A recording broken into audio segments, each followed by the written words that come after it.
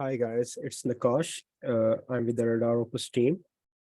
Today we are going to have a webinar with Dr. Frederik Schroyens, and he will be showing you hands-on experience on uh, how to use Synthesis Adonis perfectly. And what's different about this session is that he is going to do it live, a live case study on Radar Opus. So and you can ask your questions. I will forward your questions to him, and yes, we can start now. Yes, please, doctor. Yes. Hello, everyone. You hear me loud and clear? Yes. You hear me loud and clear? Yes. Yes. So thank you very much for Timothy Miller and his team, including Nakash, present here for organizing this event. And the whole idea of this webinar is to work through a case, a practical case. And so a case of mine, a chronic case, where I've been struggling with a bit, and to show you how Radar Opus and Synthesis Adonis have been helpful in assisting that patient towards a better and happier life. And of course, it will be a little bit of balance to not go too much into technical detail and satisfy those who want to know which button to press, etc. Yes, it will be a little searching for the balance between homeopathic and technical content, but I will try to find the middle of the road somewhere. And first of all, and most of all, I would like to say that all questions are welcome. And you please write them in the chat or in the Q&A, whatever you like to do. And Nakash will be monitoring that and interrupting me. And so if there is a sentence or a maneuver or whatever I do that is not clear for you, an idea even, then he will interrupt me and I will repeat or explain. So don't hesitate to ask questions. On the other hand, I would like to say if some of the questions become too much of a technical nature or how shall I say, some more detailed explanation is needed, etc., that may not be interesting to the whole audience, then I will kindly suggest that our people contact you, or I myself possibly contact you afterwards and resolve the questions. So all questions are free to be asked. Maybe not all of them will be replied to immediately, and I hope for your understanding on that. So I will now share my screen, just a little minute. Wait, I have to go here first, share screen. And you should tell me that you are seeing the first slide. Is that correct? Are you seeing the slide, Nakash? Yes, yes. So how to make the most out of Synthesis Adonis. I must say this is a case, so a real case. And so I would like to start with the privacy disclaimer, IPA in the United States, GDPR in Europe, where this patient has been anonymized in the number of ways that are written here. There is no name nor initials, no location information. Sex has been randomized, which means if it's a woman, it's not necessarily a woman. If it's a man, it's not necessarily a man. So it's not always the opposite. And my patients are sexually randomized, if you understand what I mean. And age has been generalized, and then the life information, biography, family information, medical history, personal family have been minimized and even altered, again, with the purpose to anonymize the patients. However, I have taken care that all critical homeopathic information is kept in the story so that when I will ask you to think about symptoms and to think about remedies, that you will be able to give relevant replies to that. Okay. So I will now switch to Radar Opus to the patient file, where I have entered the story of the patient. And every case, in a way, is different. You know all that. Homeopathy is the medicine of individualization. But okay, let me just tell you one way to work through a consultation. This is the first consultation, and you know that we need to chew on this. We need to reflect about it. We need to look at it from a different angles and then summarize this story, even if it is already kind of a summary of the original file. We need to summarize that into what is relevant for our patient. And so I will first read with you these symptoms, so you are aware and you can maybe reflect about symptoms, repertory symptoms in this case, that you would like to suggest, and we will use for a first repertorization here. So this is a female patient in the 50s, depressive since years. And one reason of the depression is in fact that she lives with her brother, who became more and more confused and even wicked in his behavior and abusive since a few years in a very strong and intrusive way. And as a reaction to that frustrating situation, our patient sometimes wants to throw things. And she said, it's useless to say anything, to try and make any agreement on our way of living together, because he doesn't remember. He even doesn't understand what I'm trying to say. And if he understands, he doesn't consider it. So it's a continuous stress. And she says, I'm never hungry. Over the last year, I lost 10 kilograms. And I have a lot of grief. When I eat, I choke in my grief. I feel this choking in my grief all the time is there. And I cannot speak about it. My sleep is also strongly affected, and I sleep maximum 4 hours a night. I wake a number of times to urinate, and often after 3 a.m., there is no more sleep. So I'm very tired because of the situation, because of the lack of sleep.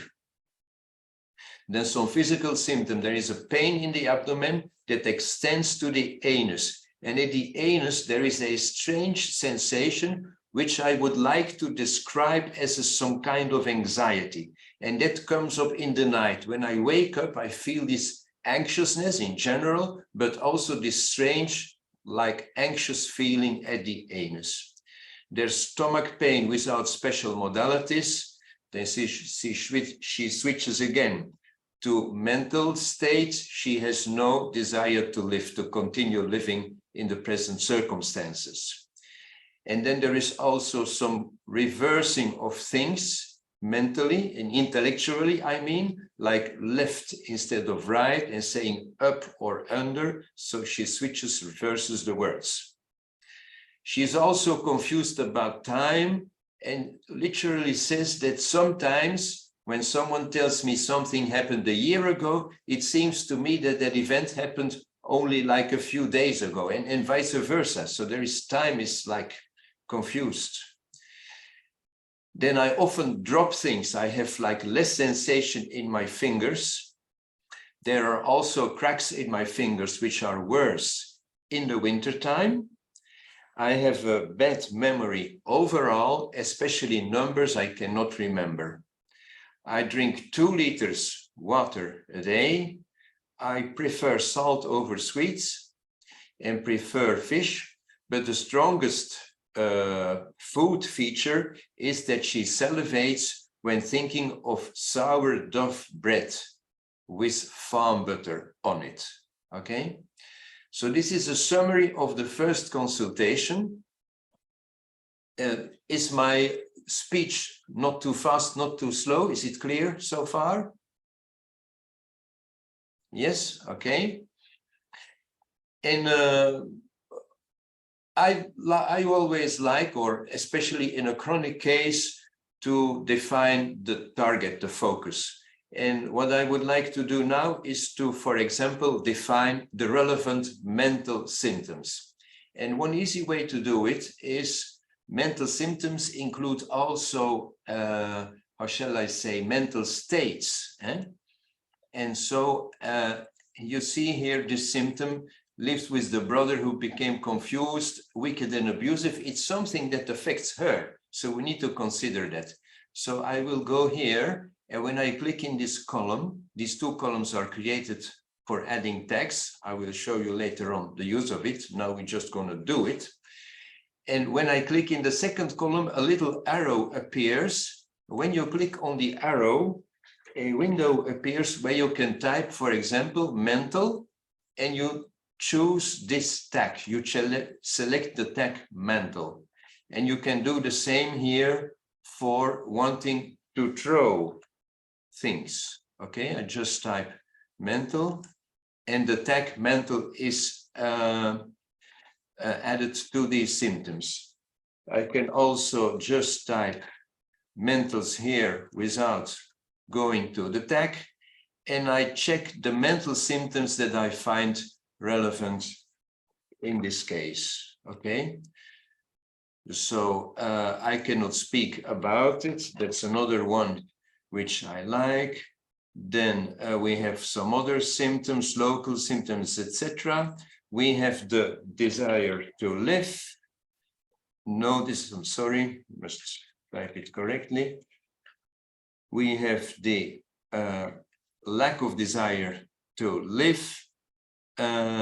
She's confused about time. And that's also a mental symptom.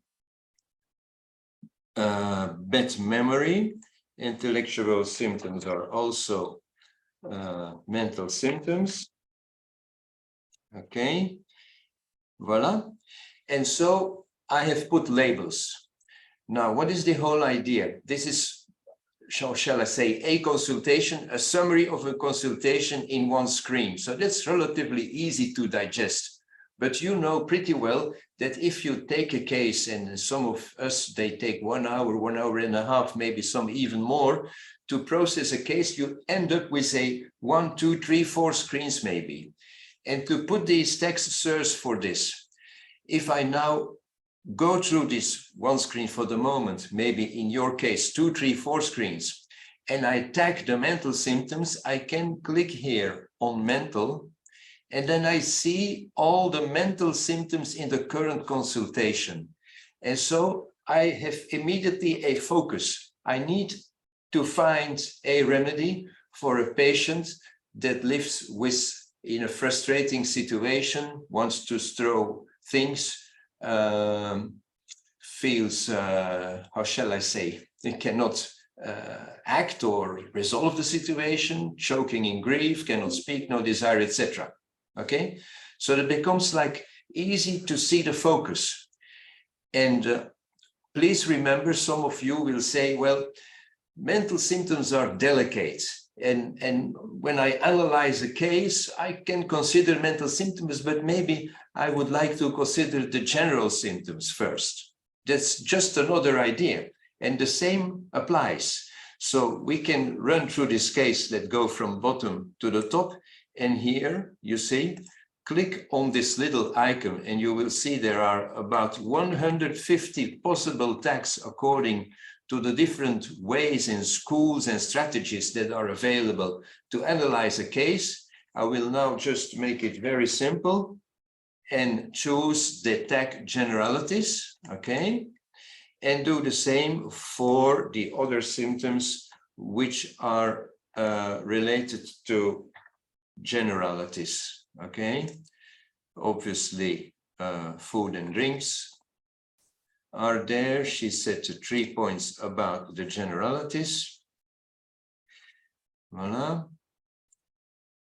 And then, yeah, we have the thirst. Thirst we tend to consider as a generality, even if it is in the chapter of stomach still, okay? So I will add this as well. Okay. Voila. And what do I have? Tiredness, okay. Yeah, we can here take the sleeplessness. after 3 p.m., we can take that as well as a general, okay? And just the same happens when I click on the generalities, I get this view of my case. We're looking for a remedy which is sleepless after 3, drinks a lot of water, prefers salt and fish, and especially bread with butter on it, okay? So this is just to give you an idea how you can summarize and create a focus on the important symptoms of a case, even if this is a simple example, but it's just a didactic thing, okay? Now, obviously, and I would like to do the exercise, if maybe some of you would like to say it's this or this remedy, I still would like to go stepwise, after having reflected about the case itself, define the focus. The next step is to define a few interesting repertory symptoms. So, doctor, we have a question. We have a question. Yes, please. It's from Davis, and he's asking that can we use multiple tags for one line? Can you use multiple tags for one line? Yes, yes, you can. You can. So in the same field, I can click on the icon again. Here you see, and so I can here alum psora, for example. I can add alum psora to the same symptom. You see that? Yes. Okay. So my question is, does anybody have any repertory symptom that you believe must be considered for this patient? Can you please suggest a few?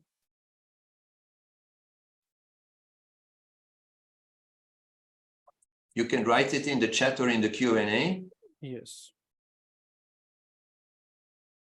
Anybody reacting?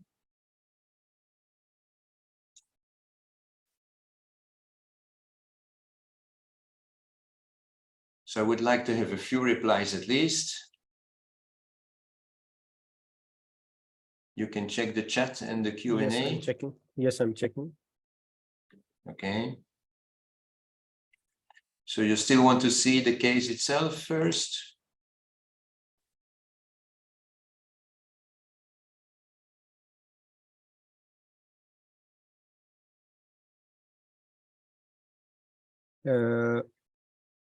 Yes, there is emotions suppressed. Emotions suppressed. Okay. Suppressed. Okay, I will take the symptom. Anxiety in anus. Anxiety in what? In anus. Anus. In the anus. Yeah, we don't have it in mind. And when we go to rectum, we don't have a rubric anxiety. So that would indeed be interesting, but we don't find it. Other suggestions? Aggravations. Which one? Aggravations is from... Which aggravation? She hasn't mentioned. Okay. Pain in abdomen.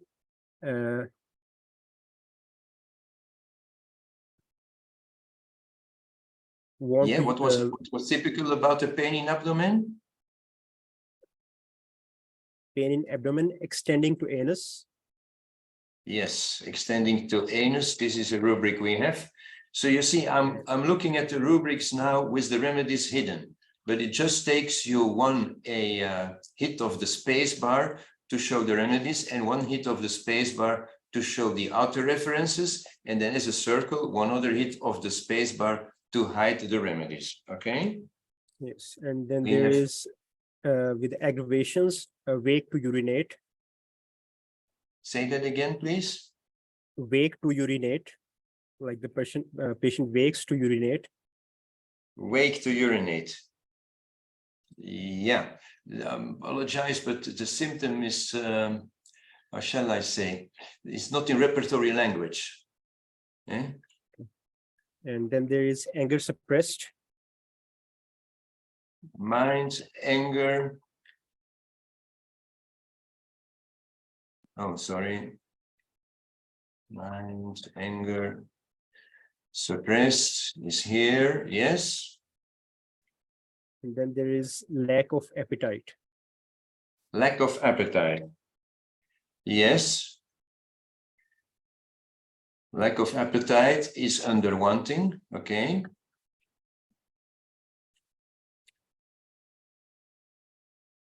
Some other suggestions? Then there is time confusion. Say again. Time confusion. Yeah. Mind, confusion, time. Yes.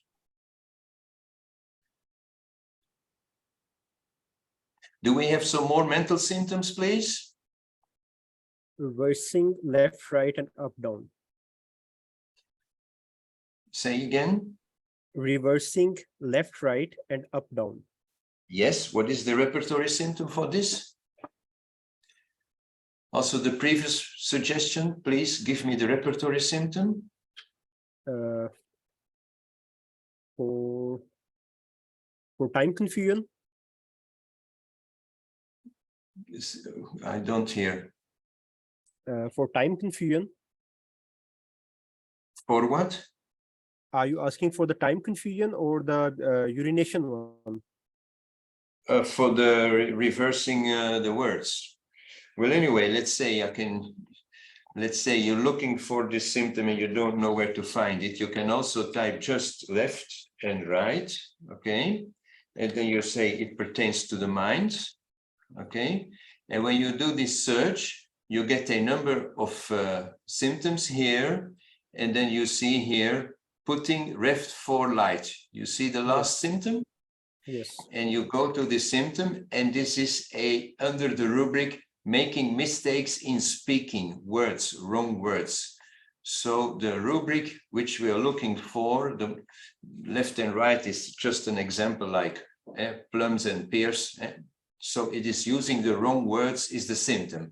So don't forget to use the search function here to find the symptoms when you don't know the exact structure of the repertory symptom, all right? So I'm going to take indeed also mistakes in speaking using the wrong words, okay? We have some more mental symptoms. While you reflect, I show one more time the list here and even the list of the mentals. Oh, wait a minute.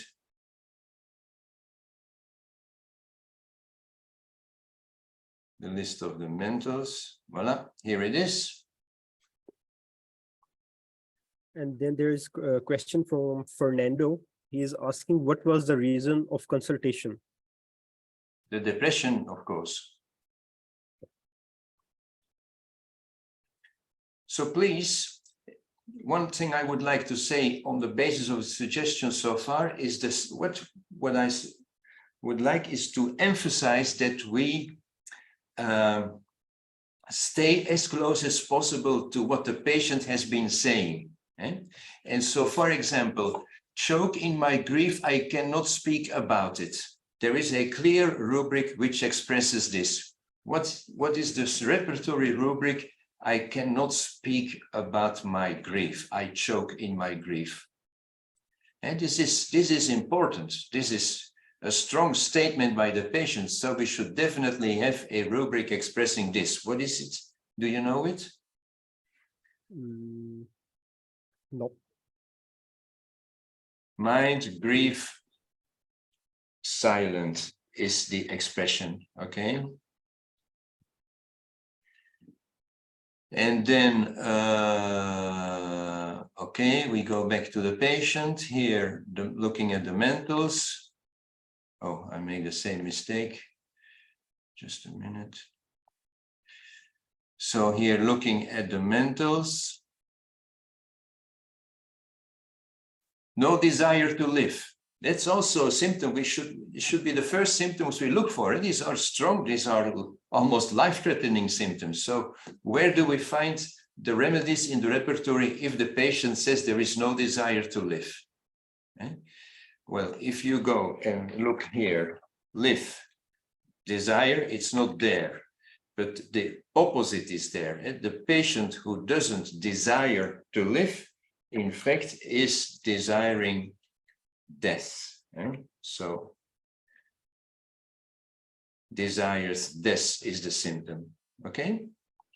So like this, we can go on, we can add the generals, etc. But let's say I would like to look at the remedy that you have found so far, or let's say the repertorization that you have found so far. And we see Natrium Mur coming up as the first one, like Lycopodium staphysagria, frustrating remedies, Cypria in a way as well, Colocynthis very, and Ignatia and Aurum, very strong remedies on how shall I say, in such a frustrating situation. So good suggestions, okay?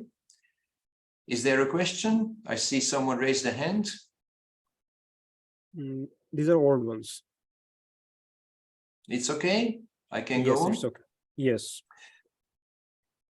Now, we can fine-tune this and put a few more local or mental symptoms, but an interesting way to approach the case as well is, again, to go and look at the generals. And if we, if we look at the generals of the case by clicking with the point of the mouse on the word, I have this big mouse to be didactical, but it's less precise, I apologize.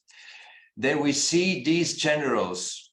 What among these generals is the most strong and striking feature that you would look for? Which is the strongest, the most interesting one? The fourth one? Yes, correct. The fourth one for two reasons. One, because people who say I like fish are many, okay? But people who say I like sort of bread with farm butter on it are fewer, okay? So it is more rare. And second reason to say this is the most important symptom is that the patient says, I prefer fish, but says I salivate when I think about farm bread and sort of bread. Okay. So the symptom for this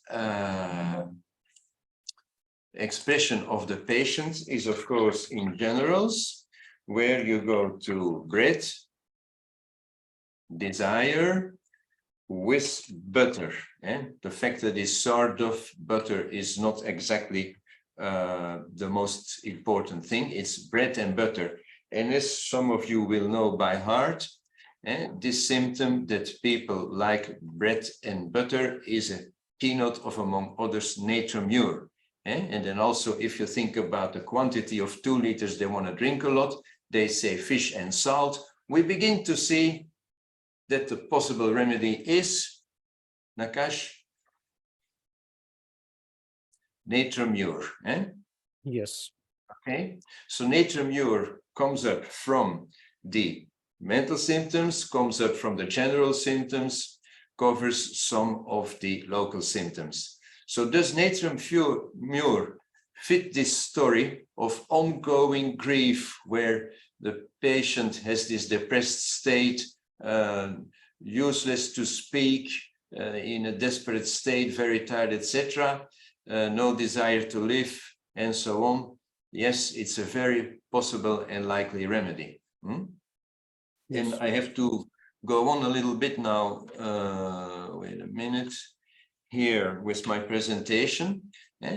On January 20, 2009, on the basis of these symptoms, oh yes, the cracked fingertips, another one we could have taken, I have prescribed for this patient Nat Mur 200 once a week. Okay? Now we go back to the dates here. I have written the date at the top here because this is not a real patient file, again, to protect the privacy of the patient. So this is why the date is written here, clear. And when you use this patient file, in reality, the date is, of course, added automatically. So she comes with a follow-up like a month later and says, my stomach complaints and bowel complaints, remember, pain, abdomen extending, etc., have complained, but nausea is still there. I feel so tired, still sad, still angry and weeping, but I sleep better. And I started making photographs again, which was an old hobby of the patient. And I have more appetite, and she repeats, especially for bread and butter. Okay. So, So doctor, we have when a we question. hear this, yes. Yes, we have a few questions. Like one is, why do you repeat the remedy once a week? Well, there are two strategies to treat a patient, as you know, since Hahnemann's time. One is the single remedy prescription, where we give the remedy and wait. And the other one is the repeat remedy strategy, where we repeat the remedy once a day, once a week, etc. And both strategies have been laid out by Hahnemann. And the reason to differentiate them is also defined by Hahnemann already, is that the repeat dose strategy often makes the case progress quicker. Okay, and so I have decided to repeat the remedy because I believe the patient can take it, and I hope to give some progress in the case as soon as possible. Okay. And then there is another one. How was the potency decided? Repeat the question. How did you decide the potency? 200 is a default potency to start a chronic case and even an acute case.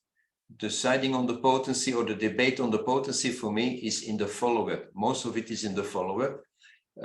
In the first consultation, I'm almost always use a 200 and to start.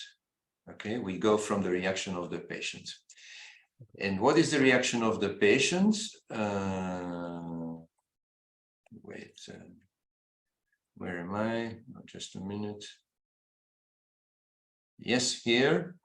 What is the reaction of the patient? Some improvement in mind and sleep, some improvement on the local. So this means we continue the remedy with the same posology. Okay, there is some improvement in this difficult situation. So we go back now to the case. Sorry, I'll go a little bit quicker now. And in April, she comes back and she had a bladder infection and had to take antibiotics for this. At that time, and even now, after the bladder infection, she was urinating 5 times a night.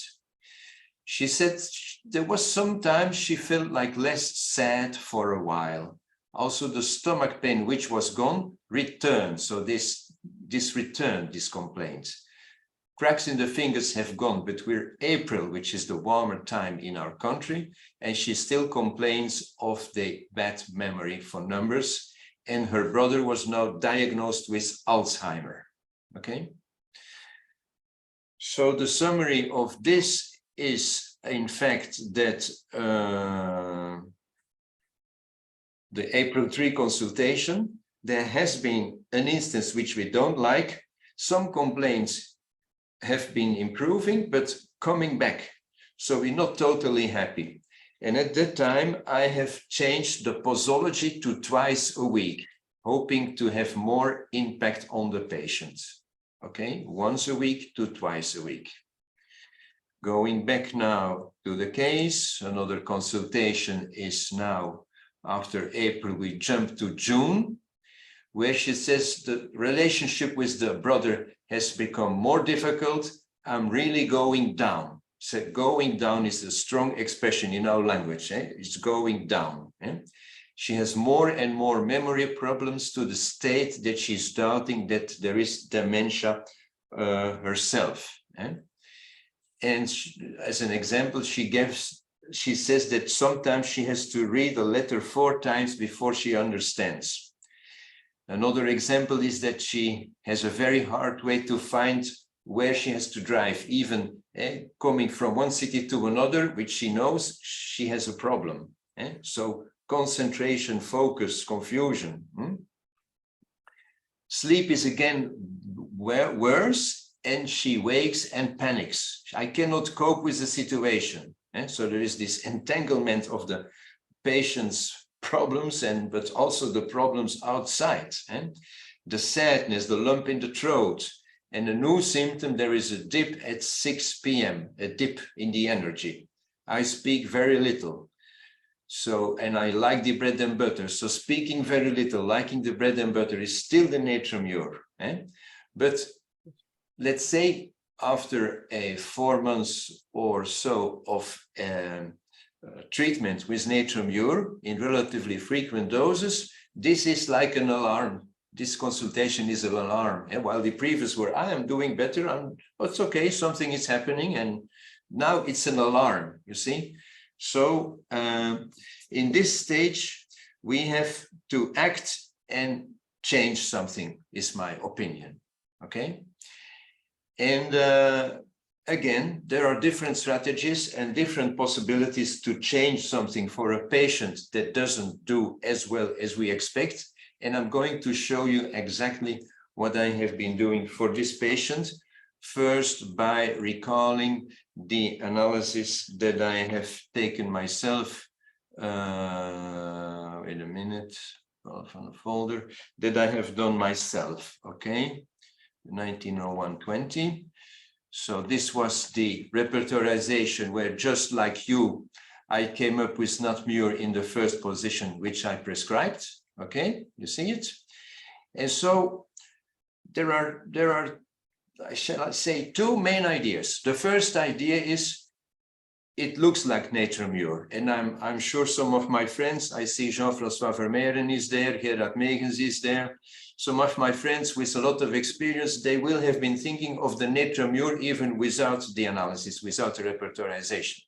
So there are good arguments of natriumur, and she had some improvement on the natriumur, and she emphasized some of the symptoms of the natriumur. So there is natriumur in this case, okay? So the second consideration, well, can I give my second consideration first? Yes, sure. The second consideration is that the improvement doesn't go through, and we can say we increase the potency, but maybe there is another strategy we have to think about as well. Now I will first take the question before we continue. So are you not afraid of aggravation when you repeat once a week? When do the patients stop due to improvement or aggravation? The remedy affects any individual only in three possible ways. The first way is when I give a remedy to a patient, there is no action. I give a remedy, the patient doesn't get better, doesn't get worse. Or even in a proving situation, that participant to the proving doesn't have proving symptoms. So the remedy has no effect. It's the first possibility.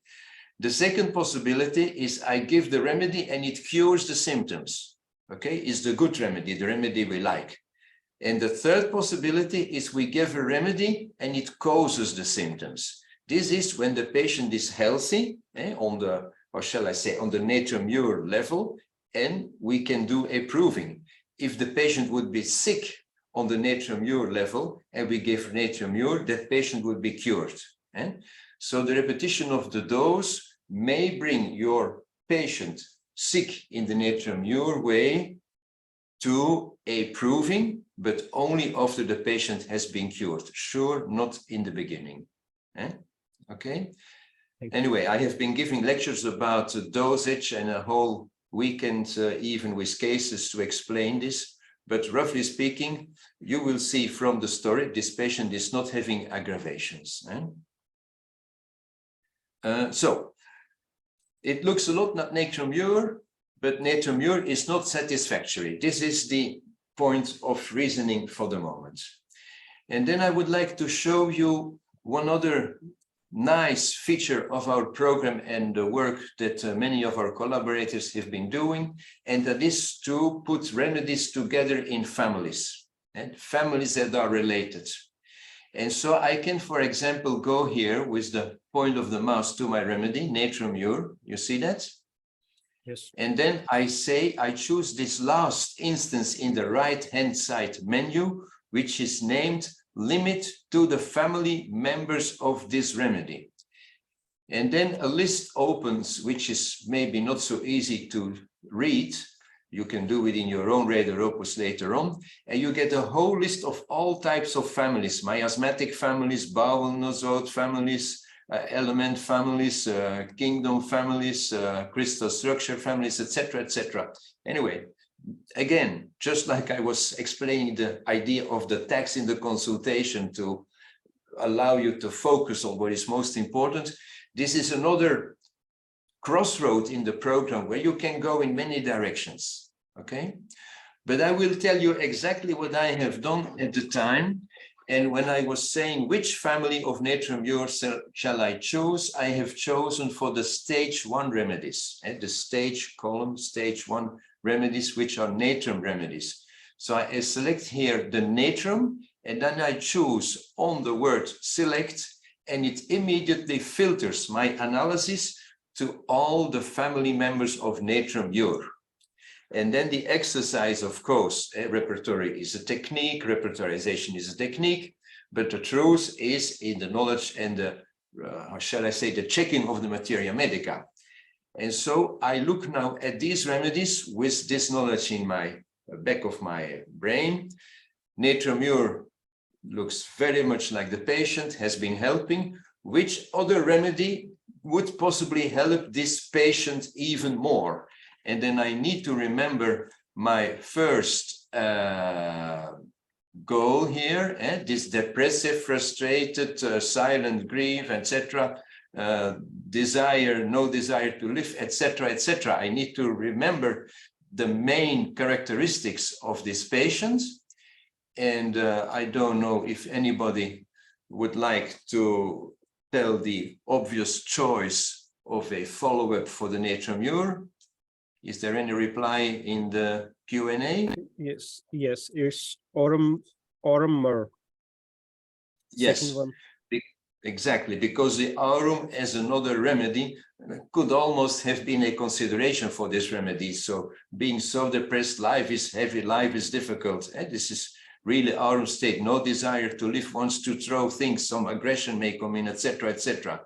So the aurum muriaticum natronatum seems like a very good follow-up for this case.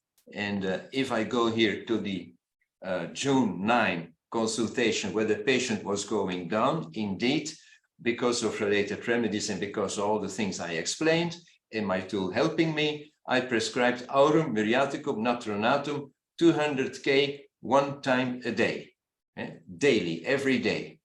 So I know there are some people that are very afraid now and believe the patient will have an aggravation in a few days. Well, please consider the facts and I will give them to you. What are the facts? Well, we go here to the patient file. You see all these steps allow me to, my search window, my repertory window, my analysis. So I can easily switch now back to the next consultation, which is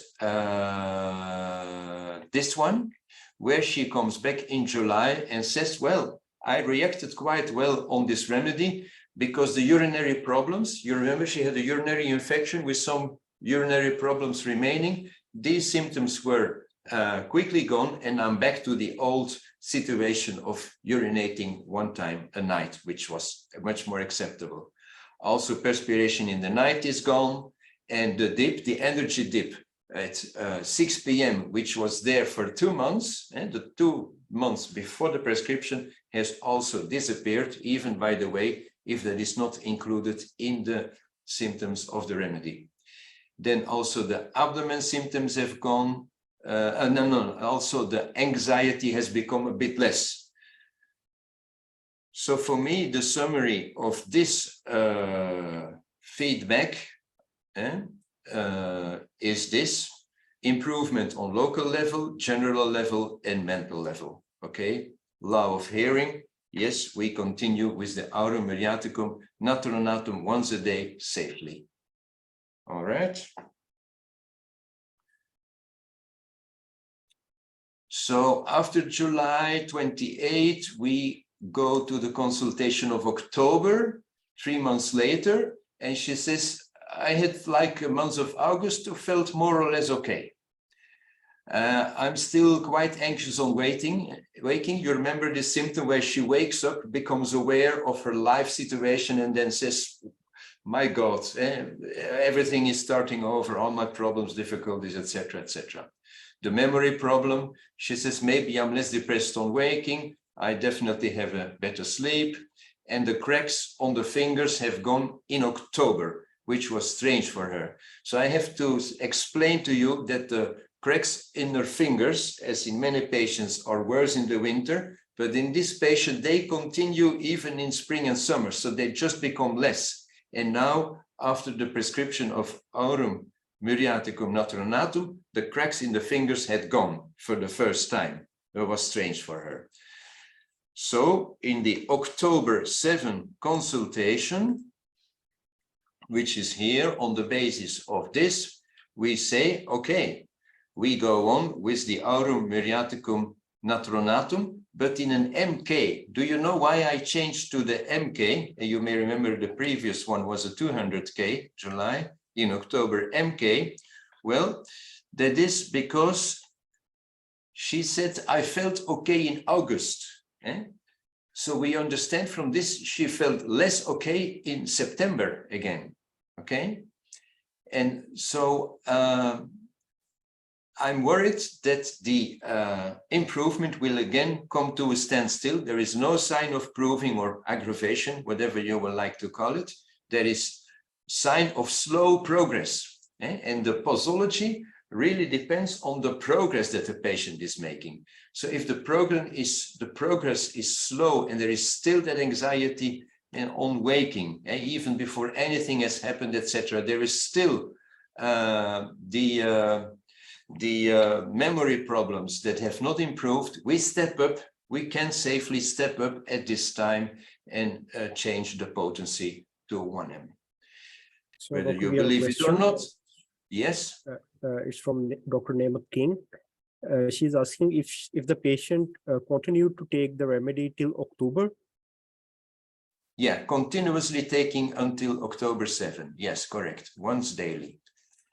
And in October 7, I suggest her to continue taking the 1M once a day, which daily.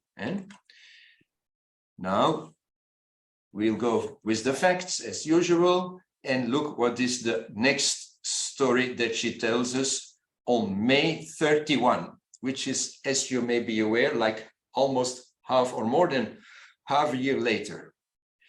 She said, I continued taking the 1M from October to January, and then I stopped. She became like a little discouraged, I believe. But then she came back because this happens to me and probably to you as well. Sometimes patients, when they stop the homeopathic treatment, 3 or 6 months later, they come back because they suddenly realize, oh, while I had the homeopathic treatment, in fact, I was better, and they resume the treatment, okay? So in the winter, her fingers have again cracked a lot on the tips. She says, I'm depressed. What is the use of my life? The bad memory, the energy is more or less okay. Yes, has improved, but basically unhappy with life. Now, I don't know what you would do in this situation when the patient comes back with this story, after such a long time and not having taken the remedy, in fact, for 4 months. But my decision was, I believe, quite logical. In May, I have told her, because of the fact she stopped the remedy, that helped her, because we must also consider that when she got the prescription in October, she didn't return at the beginning of October. She didn't return in November or in December. She was thriving. She was, somehow better. Then she stopped for whatever reason. And she has a complicated life. And so I tell her, why don't you just start again with the remedy, and we'll see again what the remedy has been doing, if it still has some kind of effect on you. And I ask her to resume the 1M in March 31. Okay. May 31. I apologize. It's May 31. Okay. Then again, a long time goes by. I will not give the details. She has been seeing me a number of times. So first of all, she started reacting again and improving again on the aurum muriaticum natronatum 1M. And she came back with different levels of improvement and different levels of complaints and frustration and mental symptoms, let's say. But she was basically positive about the homeopathic treatment, because she even sent me patients, etc. However, we have another situation in February where she says, I don't want to get out of bed. When I eat, the grief is there. My brother becomes more and more angry. He doesn't accept my caretaking. I try to do whatever I can, and he's abusive, and it's such a frustrating situation. I feel totally helpless, and this fear at night, and I'm tired. So again, we see that the remedy has been keeping her to some stage, to February 8th, or let's say January maybe, but there is, like, again, not enough action of the remedy.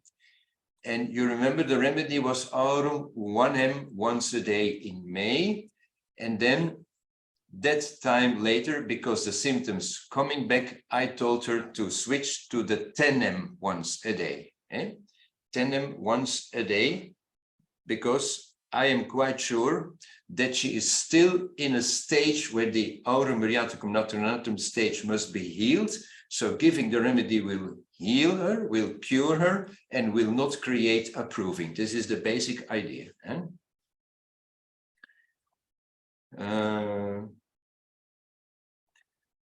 Then she comes back in November, says she has more appetite, but she still has this memory problems, the frustrating situation with the brother, sometimes more content. I like to hear that, but in a way, I'm not totally satisfied with this feedback, also given the long time that has passed. And I say, let's step up the treatment one more time. We go to a 50M once a day. Okay, So 50M once a day in November. Yes? Yes. Like, but what about the casual factor, the home situation that is still there all the time? Is that not simply blocking cure? What about what situation? Like her home situation, the abusive brother. Like, yes. Is that somehow blocking the cure? Yeah, well, yeah, that's the whole question. Indeed, we may wonder whether this external situation is blocking the cure. And please hold your question, okay? Anyway, I must say I got a bit frustrated at this stage and hoped that the LMK would push things through. So I give a quite strong posology as well. And again, I must say the summary is the same. She had some improvement, but then basically in March, which is like 4 months after the LMK daily, she came back with, I would say, in despair. And she says, it's so difficult at home. I have no desire to rise from the bed myself, no desire to live. I'm ashamed I complain about this all the time because much of her speaking to me was about the brother. I'm so tired. I have these fears, perspiration, cracked fingers, no appetite, etc., etc. And this is the time, I believe, when you have run through all the stages of posology of a remedy, that 3 question marks must be there and that you reconsider the case, okay? And this is what I have done. Now, the new little chapter in my speech I would like to explain is one strategy, one possibility you can do to reconsider a case that got stuck. We had improvement, but let's admit we are stuck now. So, Doctor, we have another question. Yes. Yes. It's, can we go for LM potency, say LM 0/100 or LM 0/12 instead of centimal potency? No, it's the 50,000 C, or in our country, K potency. It's not the LM potency, it's the 0 something. Okay. So it's a very high potency, okay? So which help or which strategy can we have to reconsider a case? And I will tell you some feature which I like very much. And wait, how will I explain it?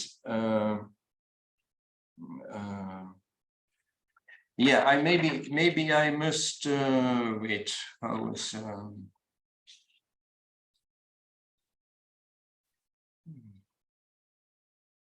Yeah, what I would like to do now is to show you how you can take the symptoms of several consultations and make a picture, because at this stage I had maybe 25 consultations with this patient. So it becomes like a forest. You don't know where to go anymore.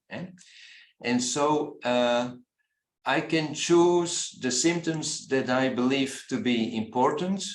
How will I do it? Let's just, let's just take mentals, the mentals here. So I look at the symptoms: no desire to live. And again, I add my tags here. Ashamed to complain about all this, okay? And then I go to my previous consultation, okay? And here I see not recognizing places. And I say, okay, oh, this is an interesting symptom. And his son says I do a good job and doesn't want to help. So this is saying something about the patient as well. So I like to add that as well, you see? And so in this way, I scan through the consultations and I add a label, consultation 8, don't want to go out of bed. Okay? So that's another one, which I can remember. Okay? Swallow grief, we had it in the first consultation already. And what you can do now is we click on mentals, and here you see a feature which is saying all consultations. Do you see that? And now yes. It's selecting the mentals of the current consultation, but just by clicking here, I can have the mentals of all consultations. And so I can use the tags to take the mentals, the generals, the psychotic symptoms, the idiosyncratic symptoms, whatever strategy I use, and there are 150 choices, as I have said, I can tag the more important symptoms and just get that symptom, the picture on which I want to focus to find a remedy. Okay? So this is, I believe, a fantastic feature of the patient file of the program that helps you resolve cases. Now, again, are there some symptoms that some people would like to mention we need to look at in the repertory, considering, I would say we emphasize the mental symptoms because clearly the situation is mental. This patient doesn't come to heal the cracks in her fingers, I apologize. And the pain in the abdomen is mostly gone. This patient comes to be healed in the mind. So which symptoms do you believe you can take that are relevant at this stage, at the totality of the case? We always treat the totality, which means we look at the 25 consultations, at the strong and striking mental feature of these 25 consultations. Are there any suggestions? Very difficult at home. Very what? Very difficult at home. At home, yeah. And can you translate it in a repertory symptom? Disorientation or confusion. Confusion, yeah, okay. Confusion in general, okay. Are there any suggestions you would like to give? Still no desire to live. Yeah, no desire to live. So that's the desired death symptom, eh? Yes, desire to death. Okay.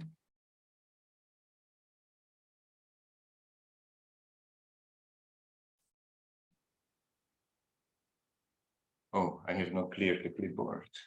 Wait, I must clear, yeah. Desire death, and the last symptom was confusion, okay.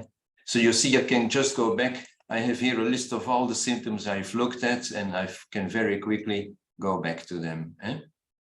Yes. So is there anything else striking you in this case? Responsibility taking too seriously. Yes, very good. Very good. Responsibility So this is a case of responsibility, taking responsibility too seriously. She's all the time with that brother, all the time stays in the house. In the last consultation says, I cannot even go out for a few hours. And that's what she does, stays all the time. Responsibility, yes, very good. Some other suggestions?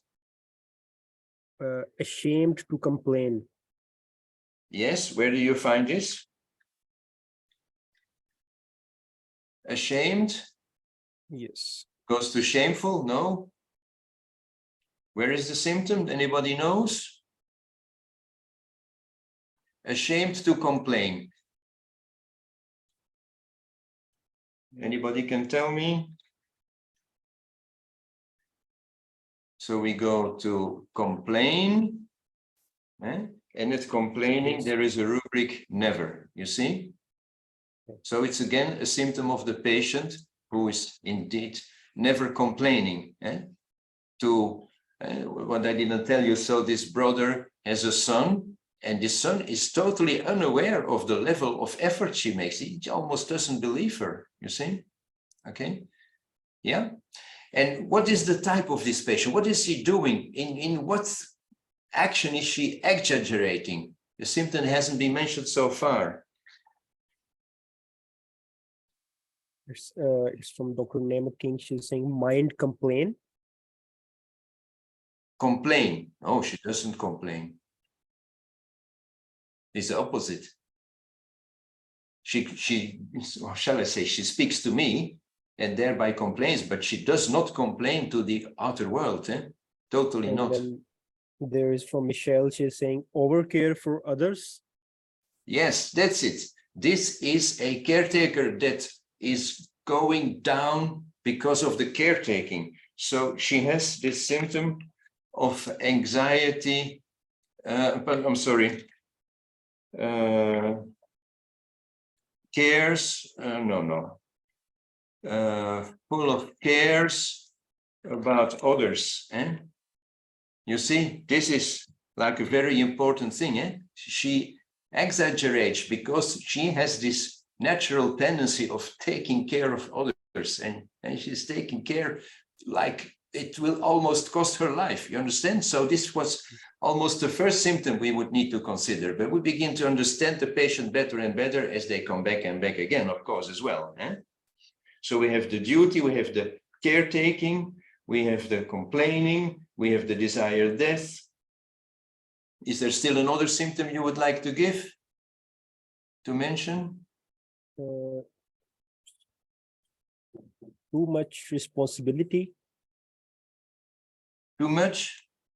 Too much responsibility. Yes, yeah. We have it, we have it. You want to add responsibility as well? Okay.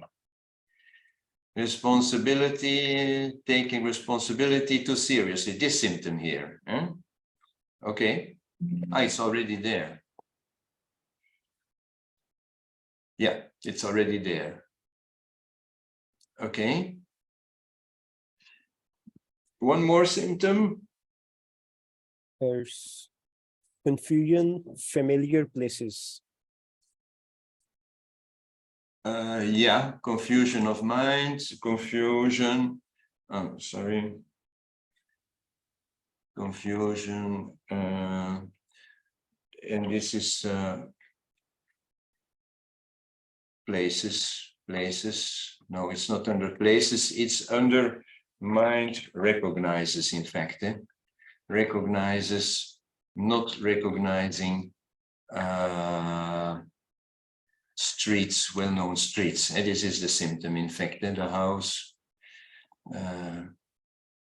here. This is the bigger rubric, okay? And we can, yeah, look, we can combine it. You see, there's a little trick. When I control click, I can combine it with a number of similar symptoms. You see these green ticks.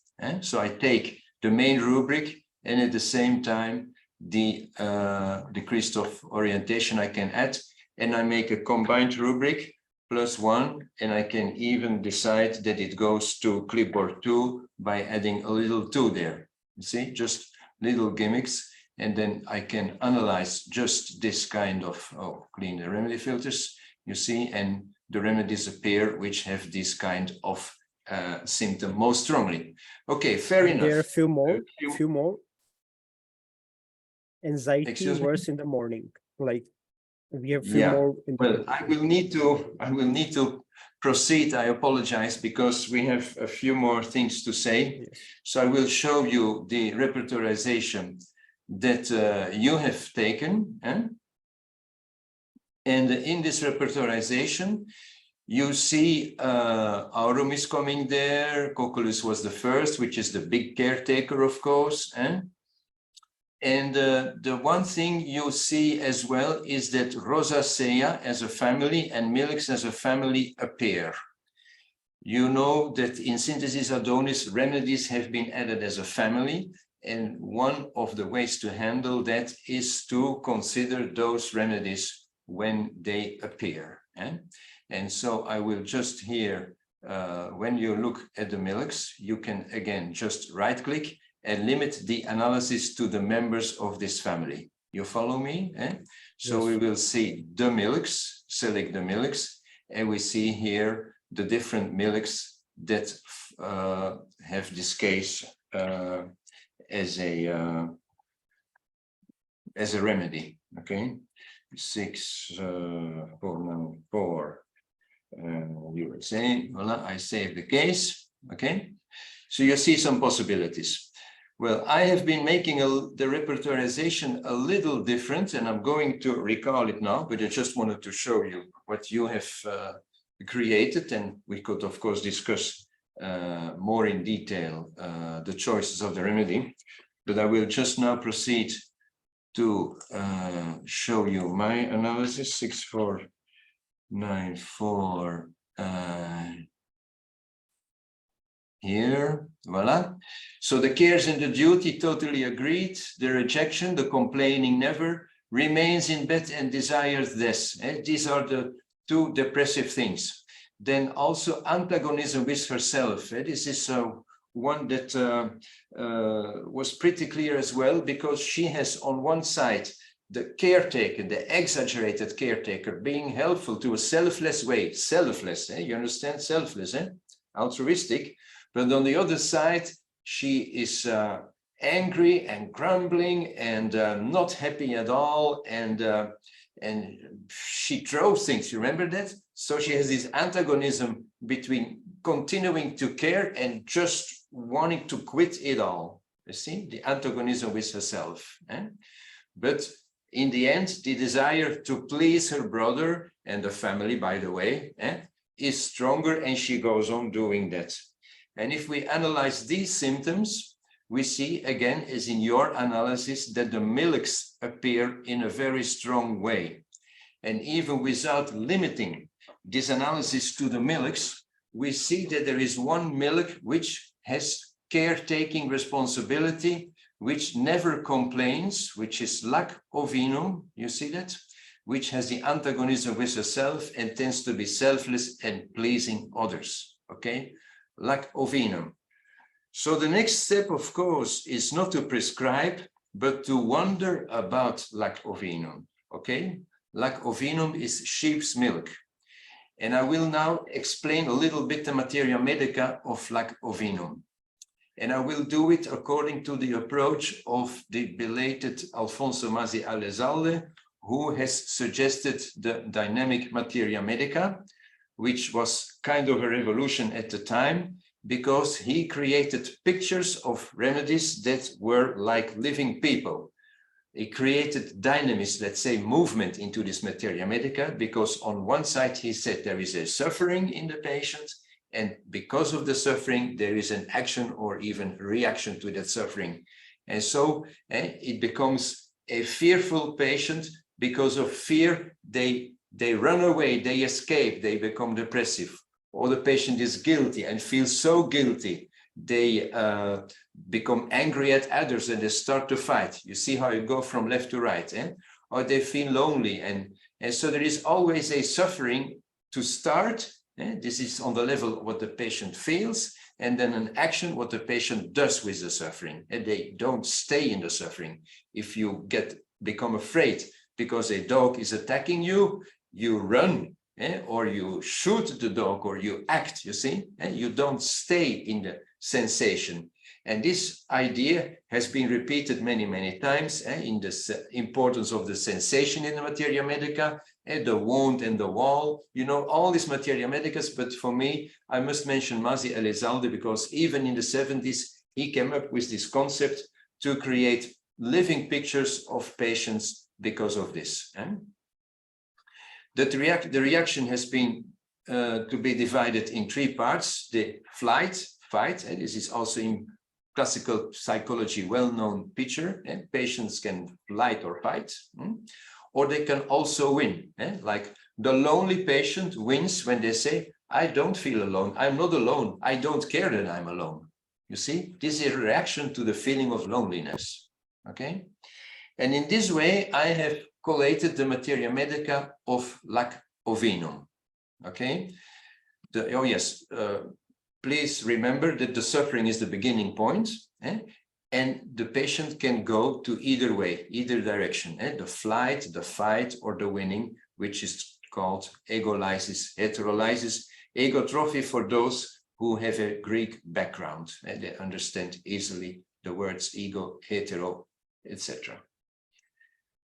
So I am going to just give you a short idea of how you can do this, create this materia medica yourself. And this is, first of all, you click on the remedy and say extract it in the current document, where Adonis is showing you the symptoms.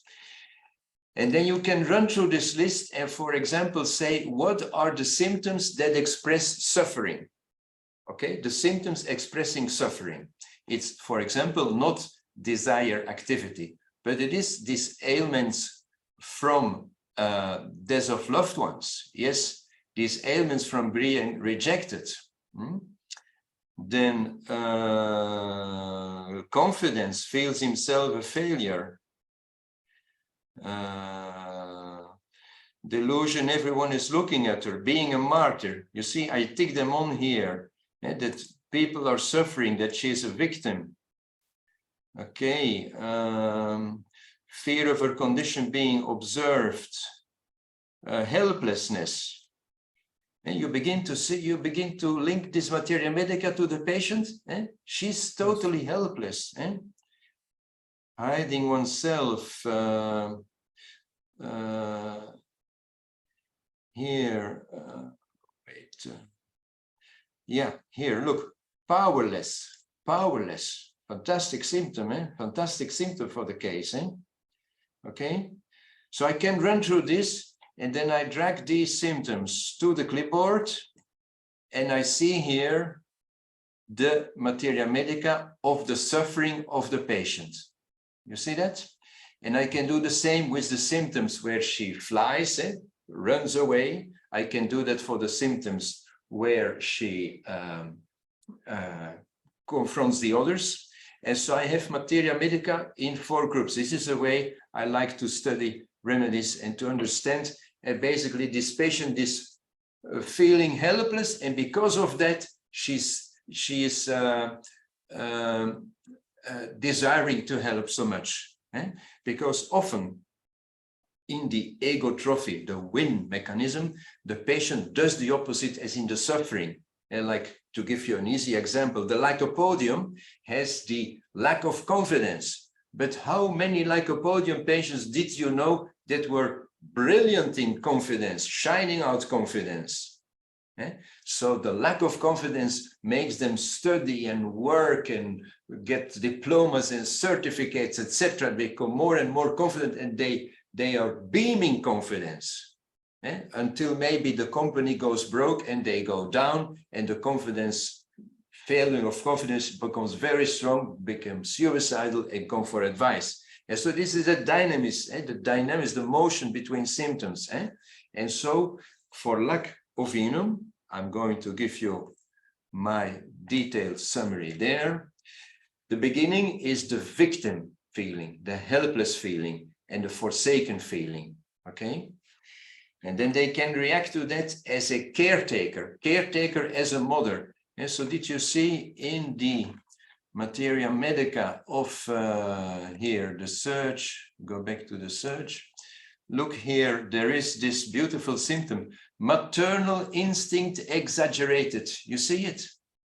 Yes. You can say this is the patient's story, eh? Okay? Maternal instinct exaggerated.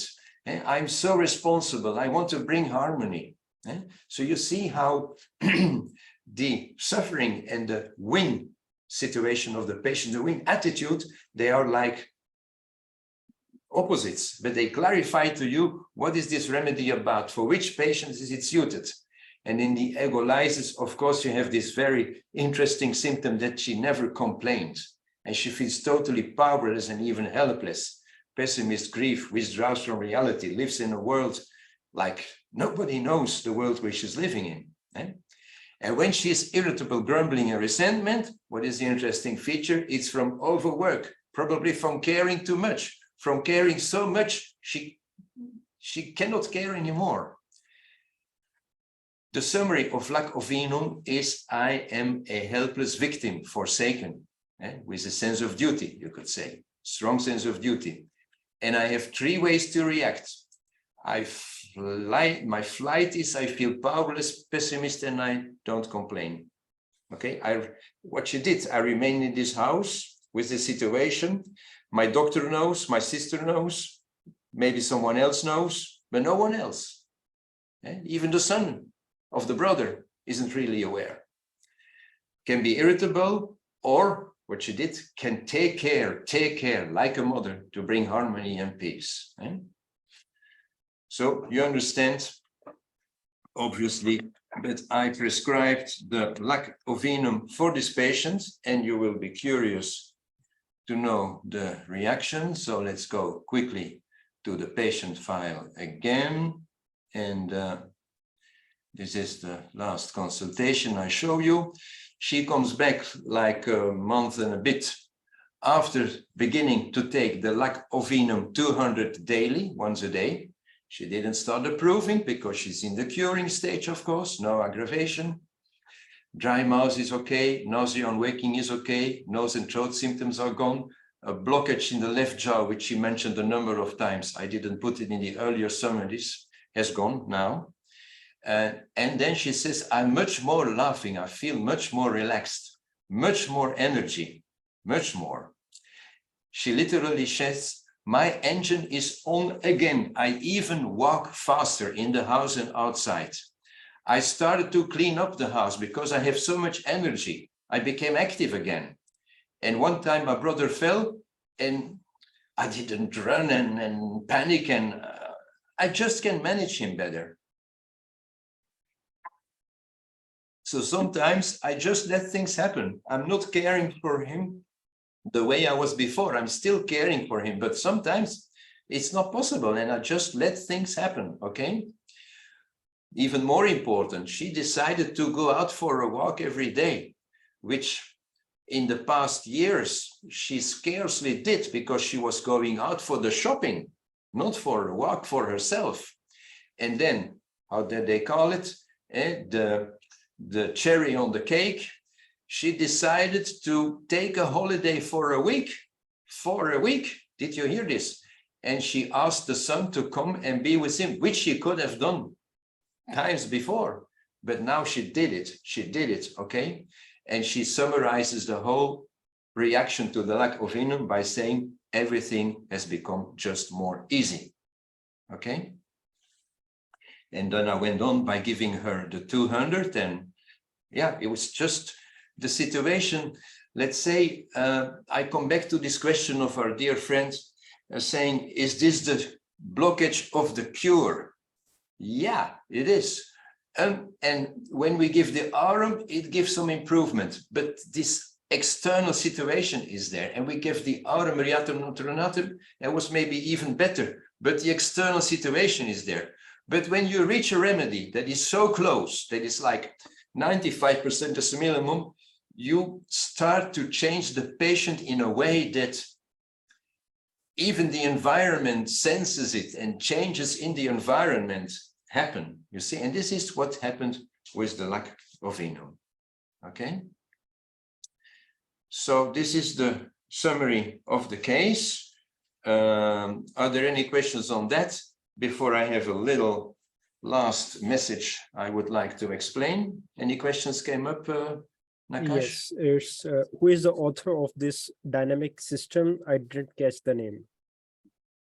The author of this dynamic materia medica, I'll return to the slide, is a Argentinian homeopath, Alfonso Masi Elizalde, with writings mostly in Spanish, unfortunately.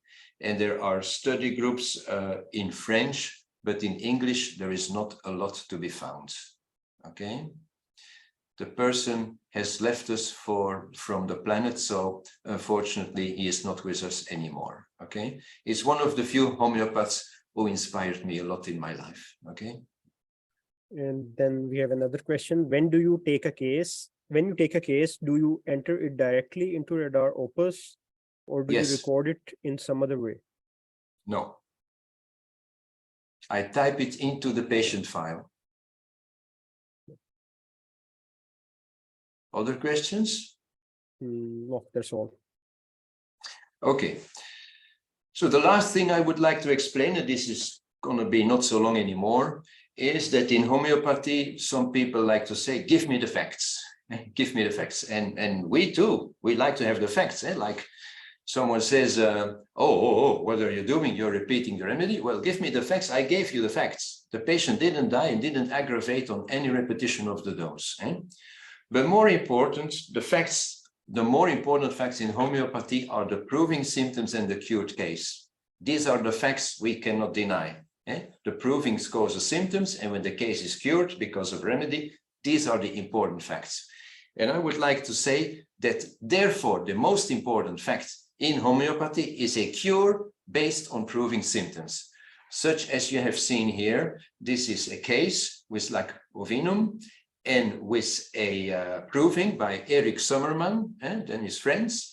Jason Erik Hunneke has been involved there as well. Erik Sommerman, again, already left us, unfortunately, but Jason Erik is still here. I don't know if he's in the audience. But these provings are there. And this is, I believe, why I have found a remedy, because I have used Synthesis Adonis. I would not have found this remedy in Synthesis Treasure Edition, the previous one, and probably not in most of the other contemporary repertories, because the remedy just isn't there. And so I would like to make you aware of the great efforts we have made in Synthesis Adonis to communicate this information to you and make it available for your daily practice. And I have given other lectures about Synthesis Adonis, yes, indeed.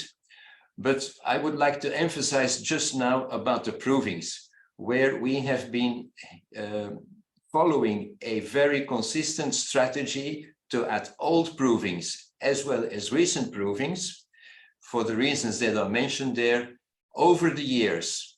And especially in the current version of Synthesis, which is Synthesis Adonis, as compared to Synthesis Treasure Editions, which is 12 years of work, we have, among others, incorporated 230 contemporary provings, additions-wise, and most of them by Vladimir Petroci from Slovakia, the Nolan Frenny from England, Jeremy Sher, England, Tanzania, whatever you like, Peter Tuminella, 13 provings from Australia, and so on. So 230 provings have been integrated, contemporary provings, not speaking about the other ones.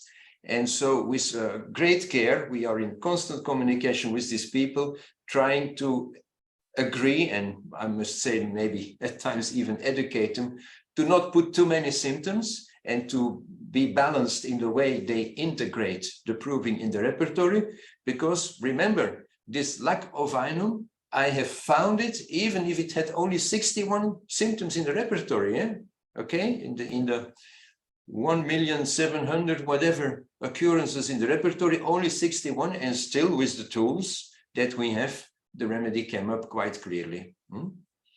And so these are some of the provings that are carried out by Vladimir Petrocci and which you have a chance to find if you analyze the case. So I would like to finish this little lecture with the remembering you of the work that our team and some of the people who work with us are in this chat. So thank you very much again to make Synthesis Adonis probably or undoubtedly the best repertory I have released since ever, and the feedback so far has been very, very positive because we receive emails from all over the world with cases that have been stuck and solved. And so I'm very happy I had this chance to explain this a bit to you. If you have any doubts, oh yes, look, the number of remedies. We are now more than 3,000 remedies that have been described in Synthesis Adonis. Okay, so it's really a jump forward from the Synthesis 2009, which is the same as Treasure Edition. Okay, big jump forward.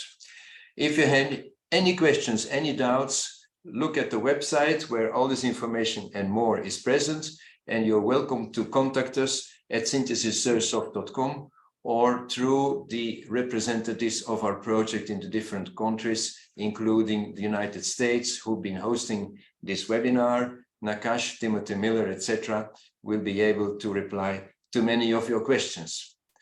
So thank you very much for listening to this content, and please let me know if there are some last-minute questions to which you would like me to reply.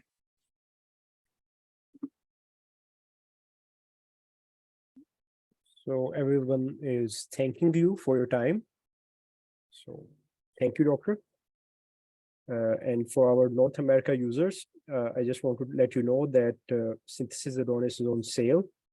So you can contact us at orders@radaropus.us and you can add it to your program. Thank you. All right. So no more questions really then? No, Okay, we don't have any more questions. All right. Thank you, everybody. We'll meet again sometime, and enjoy our team's work and much success in your practices. We are doing everything to be an instrument for that. Bye-bye. Bye-bye.